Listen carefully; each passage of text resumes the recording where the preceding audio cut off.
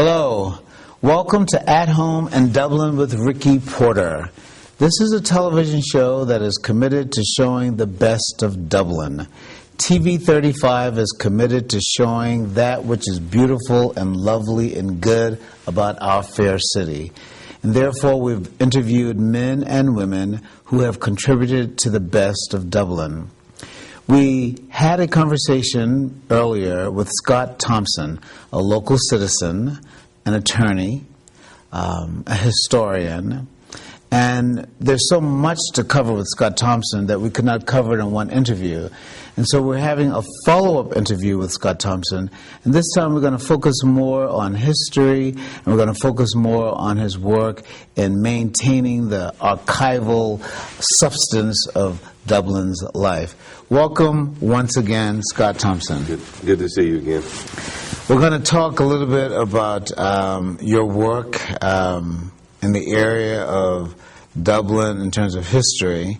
And why don't we start first by talking a little bit about ourselves.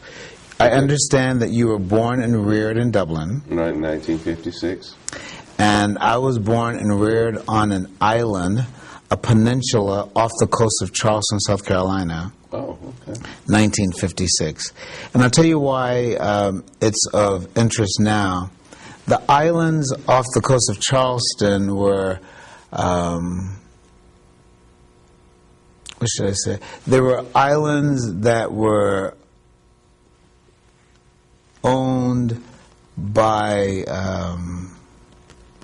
the public, you might say.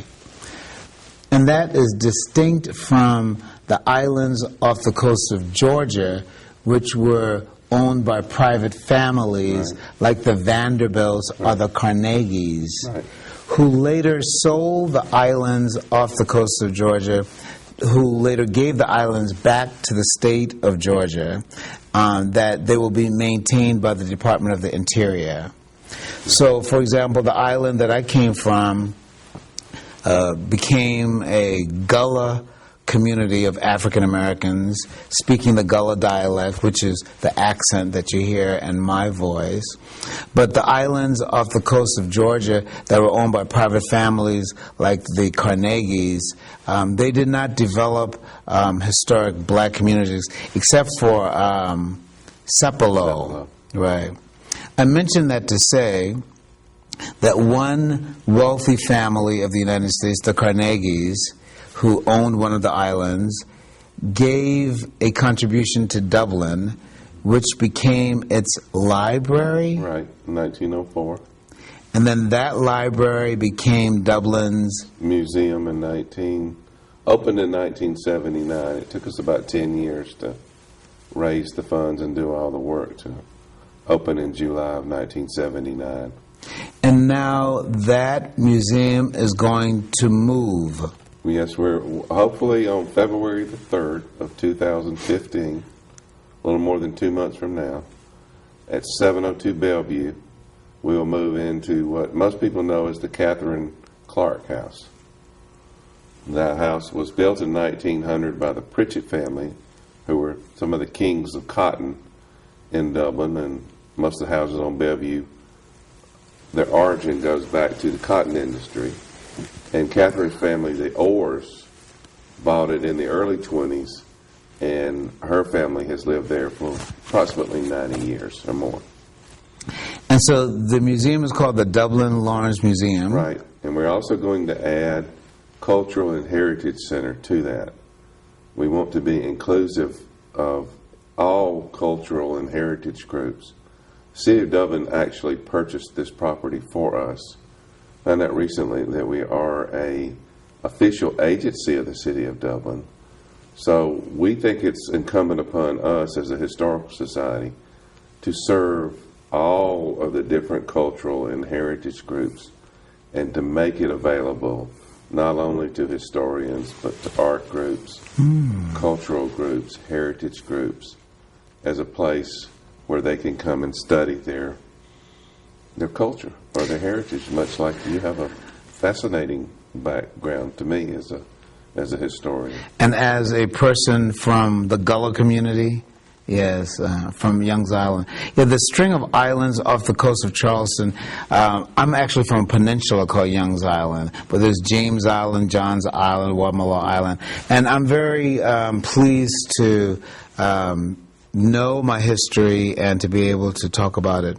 But let's talk about Dublin and Dublin's history a little bit. And let's talk a little bit about the house that was recently purchased.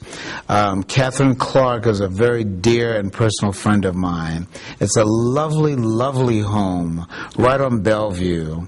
And Catherine did really well with purchasing the lot adjacent to the house. So the museum will have more space for parking. A lot more space for parking, and Capital City Bank has told us we could use their parking lot. And if we've got enough parking that we can fill up the house without any problem. There's plenty of parking in the area, more than we've ever had before. Really? And the house itself provides you with more space than the present facility? Much more space. Wow. Plus more wall space, which we didn't have before. Because a lot of that old library building was taken up with doors and windows and hallways, and there wasn't too many places to hang items or to put cabinets because there just wasn't much wall space. So this gives us a lot more, and we have more rooms. Before, we basically had 4 rooms in that building. Well, I simply want to say a word on behalf of Catherine Clark. Her heart is very grateful to know that her family's historical home will become a part of the legacy of the best of Dublin and Lawrence County, and that pleases her very, very much. You mentioned the Historical Society. Did you mention Historical Society? Yes. Is there a Historical Society in Dublin? Yes. As an organization? We've been since December of 1967. We organized primarily to stop the destruction of that building, which was our museum. It was slated to be torn down. Originally, they thought it was going to be for the Chamber of Commerce, but they didn't want it. So it was just going to be torn down so that you would have a view all the way from the City Hall all the way to the courthouse. And we got a little bit hysterical and put our feet down, and in doing so formed the Lawrence County Historical Society, first to save the building and then to try to save our heritage and preserve our heritage in Dublin. And I might also add and strongly emphasize in Lawrence County as well. And so it is from the genesis of the Historical Society that we get the development of the museum that became the Dublin Lawrence Museum? That's correct, yes. And tell me a little bit about your particular and individual relationship both to the Historical Society and the museum. Well, I became a member of the board in 1989. I was asked to do a walking tour of downtown Dublin. I'd already been interested for 4 or 5 years. I helped Dr. John Belcher, who wrote a column called Byways for the Courier Herald, and I was giving him information, but I was only 30 years old, and he was a retired doctor and sociology professor, so he was much better at writing than I was. So I gave him information, and then in 1993, I believe it was, I was elected president and served for a 4-year term. And then I went back to be the museum director when John Ross retired. And then in 2005, I think it was, I was elected president, and nobody's been willing to take the office. So I'm still there. My term will end at the end of next month. And Jeff Davis, who has purchased another large home across the street and is restoring it, is going to be our new president. He will be the president of the Historical Society. Right, and I'll still remain as the director. So how can I become a member of the Historical Society? Well, it's really affordable because the dues are the same as they were in 1968. It's $15 per person per year and $25 for a family. Well, I will see if I can get Channel 35 to pay my dues. Okay. But you're always welcome, because we've operated over these years. Now it's just with city funds, but we've always operated with public funds. So everybody is invited to come and see the exhibits, participate. You don't have to be a member, but we really need your funds to pay the light bill, as they say. Yes. Now, academically, I understand from our earlier conversation, as a student at Mercer, you were interested in pharmacy. Started out in pharmacy and wound up in accounting. And then because my father was an attorney and I had no other job, I started working with him.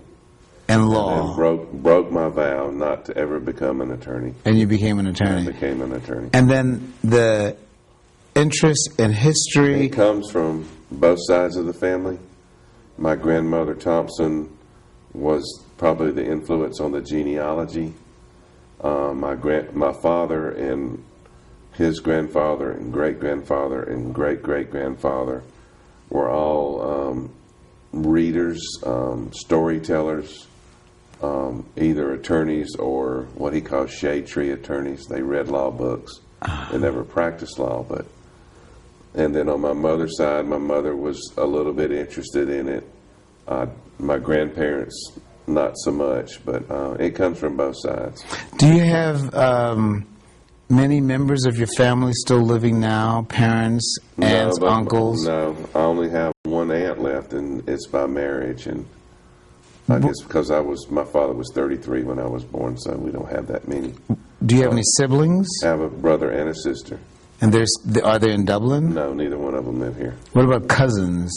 No, my family is mostly from the Macon area and the Adrian area. Mm-hmm. My parents met and moved halfway in between. So Dublin is your home. Right. And you've stayed in Dublin. I've stayed in Dublin. So this is a question that is spontaneous, Scott. What is Dublin to you? I'll give you an off-the-wall remark. Give me an off-the-wall remark. Several years ago, the day before Thanksgiving, our refrigerator filled with food for the Thanksgiving meal stopped working. So I think only in Dublin can you call Wesley Edwards at Towns Appliance, who is coming down the Toomsboro Road, and say, I will be there in 15 minutes. He gets there. He said, do you have a hairdryer?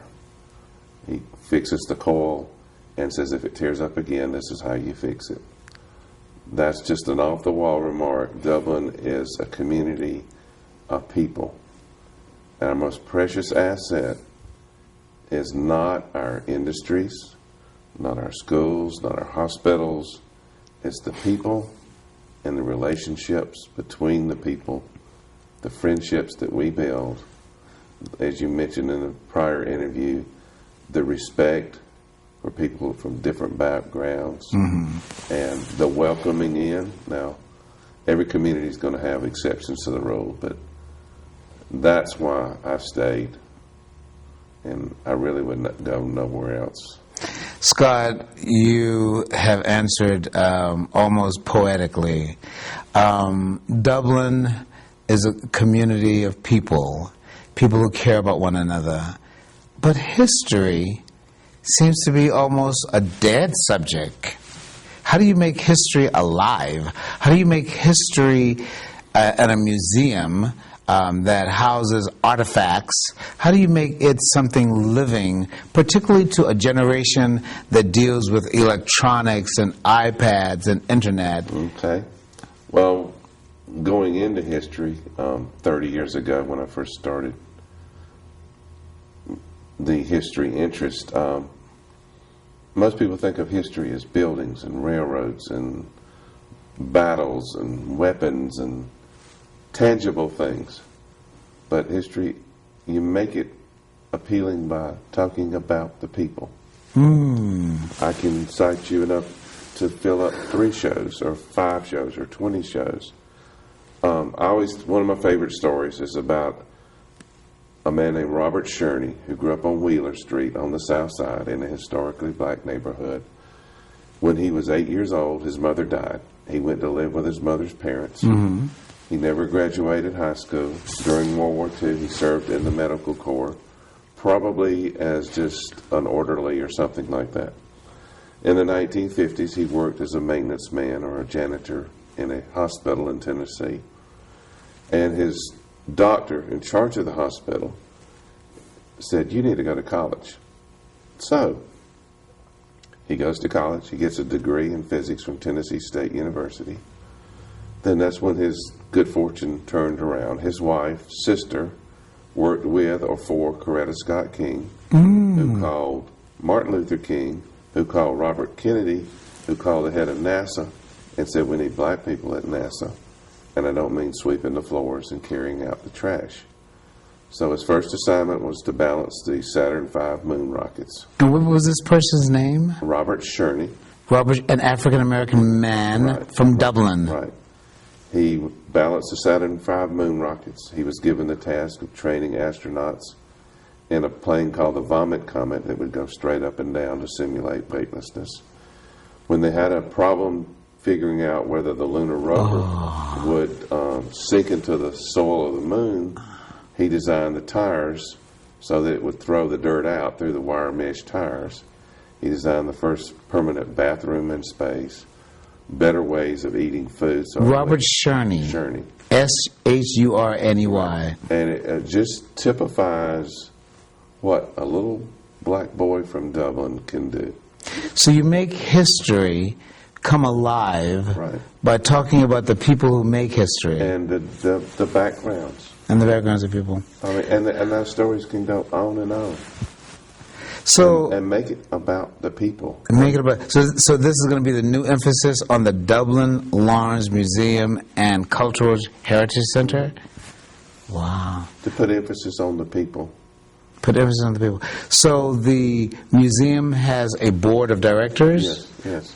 About how many people on the board of There's directors? 5 plus a president, a vice president, a secretary, and then myself. I'll be a non-voting member, but I'll be the director of the museum.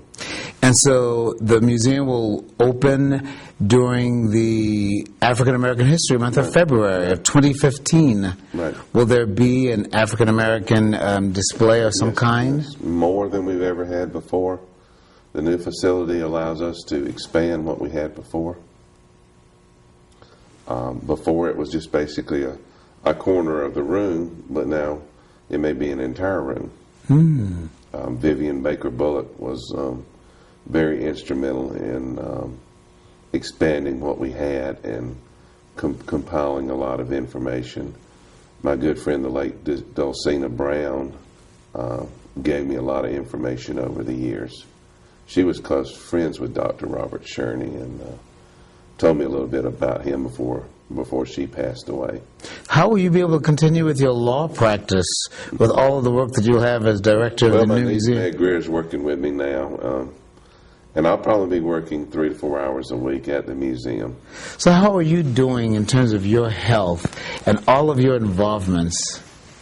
I guess I eat too much and I stress too much, but I guess I'm doing okay. But it seems to me that when you talk about history, and you're talking about the museum, and you're talking about Dublin as a city of historical importance, you seem very young and youthful. You seem to come alive. I know. Well, that's my Passion? relaxation passion. Is going out and finding new information, finding the 3 Tuskegee Airmen. While there were some people that knew about at least one of them, Herndon Cummings, because his brother-in-law was Alfred Pearson at Dudley Funeral Home, who also had another brother-in-law who was a Tuskegee Airman. But to find out we had 3 from here, eventually I think we'll find more than that. To just read on the internet that Dr. Martin Luther King made his first public speech at First A.B. Church in Dublin as a teenager. That is you'll see a lot more happening next year. There's a grant in process to make a very nice memorial to that, plus to do a Tuskegee Airmen African American Outdoor Heritage Park. That's one of my passions because African American history was systematically excluded from publication. Well, I am extremely pleased about that. Now, the only skyscraper building in Dublin. Tell me a little bit about that building. Now, recently, Governor Deal made a visit to Dublin with this mayor, and they had a grand kind of program. It's going to be a new branch of the campus of Georgia Military College. It will open September of next year. Was built and opened 101 years ago next month as the first national bank of Dublin, which was supposedly the largest country bank in the state. The top floors were professional offices. But it's going to be just yet another change, which is a good thing. It's going to be yet a change, and change the course of the direction of Dublin, or in particular downtown Dublin, over the next, I don't know however long they'll stay here. So, tell me again, what entity is going to occupy? Georgia Military College. Georgia Military College will occupy that building? Right, the first 5 floors at a minimum. They may eventually take the whole building, and if it keeps growing, it may take the whole part of the block leading down to the railroad track. It was saying to me that that building is just going to take a lot of work for renovation. Yes, but luckily we have a contractor, a local contracting firm, Charlie Garbutt, who is known all over the state for his firm's expertise in restoring historical buildings. So the structure is still sound? Yes. It's virtually fireproof. There's hardly any wood in it at all. And what will become of the building that is currently the Dublin Lawrence Museum, which is a building that was given by the Carnegie family to the city of Dublin, which was a building that was going to be destroyed before a hysterical group of people became the historical group of people and maintained the building? What will become of that building? It's always been owned by the city of Dublin since Andrew Carnegie gave us the property, or gave us the money to build the museum. It's going to be a downtown meeting area, multi-use facility. There was a state traveling art show there earlier this summer. There are currently some works of art hanging on the walls from a local floral artist, Lila Moore King. I think a lot of time has been spent, and rightfully so, on doing the Bicentennial Plaza and concentrating on getting the First National Bank going. Now that all of that is over with, the next step is to start the Carnegie Building and fashioning that to something we can all be proud of. And we'll be supplying, the Historical Society will be supplying the Carnegie Building, the DDA, Downtown Development Authority, with works of historical art, artifacts, things like that. And you may see an exhibit if we've got a special exhibit and they want to do an exhibit on a specific subject. We will be the people of the group that will furnish those artifacts to that building, as other buildings and other schools and colleges in the community. Correct. What will be the opening activity for the new museum? Will there be some kind of opening program or something? Well, February 3rd is a Tuesday. It being African American History Month, it's only proper that we'll probably do that every February. But you'll also see it during the year. There'll be a permanent African American history. Also, February is Georgia History Month. February is Georgia History Month. Exactly. Is that traditionally so? Yes, because Georgia was founded in February of 1733. So it's Georgia History Month. We're also going to open with a sports exhibit, which appeals to a broad range of people that aren't normally considered historians. And also 2 photographers, Irene Claxton, took a lot of photographs of Dublin in the 1950s and 1960s. And we also recently acquired a collection of about 140 photographs that 2 local photographers took during World War II in the Pacific, including some very graphic action shots. Really? And portraits of island people and portraits of activities. Even found Walter Matthau, the actor, before he became famous. One of the Thomases took a picture of him. Is that right? Tell me a little bit about the statue that is presently in front of the Carnegie building, which was the original library of Dublin, which became the home of the museum. Tell me, is that a Confederate? That is a Confederate monument. Around the early 1900s, most every county in Georgia erected a monument. The monument was originally supposed to be in front of the courthouse in the middle of the street. But people got to thinking that's not such a good location. They wanted to move it to a part of the courthouse square. Basically, a court battle erupted, and they settled on putting it in front of the library. So it is supposed to be a Confederate soldier? Mm-hmm. It represents maybe 800-900 people. Before we moved out, there was a marker there to an African-American man named Bill Yop, who was a real African-American, not servant soldier, but enlisted in the Army, surrendered at Appomattox, and is only African-American Confederate soldier that's buried in basically an all-white cemetery. That marker is probably going to wind up at the museum when we move back. But so the statue will stay there where it's located? Well, I guess so. It's kind of hard to move. It would be very difficult. 35,000 pounds. 35,000 pounds. 34 feet. Do you know who constructed it? A sculptor out of Cordele. Interesting story behind it. They had a rule that nobody could give more than $1. So they wound up coming up way short. And it sat there for 3 years without a veil on it, with a veil on it. And only after they struck a deal with the sculptor, after 4 years, it was unveiled in 1912. Wow. So that statue was unveiled in 1912. Mm-hmm. Wow. My goodness. It seems to me, how do you keep yourself organized or systematized to function with all of your varied interests? And now that the museum is about to open up, there seems to be a lot of excitement and a lot of activity. Right. How do you make it all happen? Well, the graciousness of God is one. I think I've been blessed with the ability to do this and the desire to do this. A lot of people are coming forth and wanting to volunteer across a broad range of people, and that just keeps me going. And I enjoy writing, discovering new things. It's just something that's inside of me that I've learned from studying my family. That hey, I'm a big mixture of all of these people who came before me. So we call it spirit. I guess.